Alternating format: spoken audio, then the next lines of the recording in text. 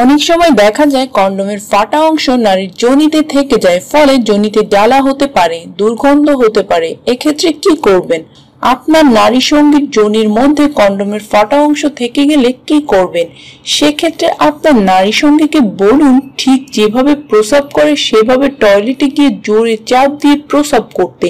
এই সময় যোনির ভিতর থেকে কন্ডোমের যে ফাটা অংশটা আছে সেটা বের হয়ে আসে। এবং এছাড়া আপনি আপনার সঙ্গিনীর যোনি হাত দিয়ে ভালো করে ধরে দেখতে পারেন যে কন্ডোমের ফাটা অংশটা দেখা যাচ্ছে কিনা।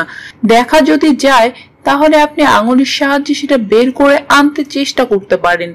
এই পুরো অবস্থায় যদি সেটা বের না হয়ে আসে তাহলে ভালো গাইনি ডাক্তারের সাহায্য নিতে হবে। সে কন্ডোমের ফাটা অংশ বের করে আনবে। আশা করি বিষয়টি বুঝতে পেরেছেন। কন্ডোমের সঠিক ব্যবহার করুন, সুস্থ এবং সুন্দর যৌন মিলন করুন। আমার চ্যানেলে আজই সাবস্ক্রাইব করুন। আর যারা আগেই করে ফেলেছেন তাদেরকে অনেক ধন্যবাদ। যদি ভিডিওটি ভালো লাগে তাহলে লাইক এবং কমেন্টস করুন, বন্ধুদের সাথে শেয়ার করুন। দেখা হবে নতুন কোনো ভিডিওতে। সে পর্যন্ত ভালো থাকুন, সুস্থ থাকুন। ধন্যবাদ।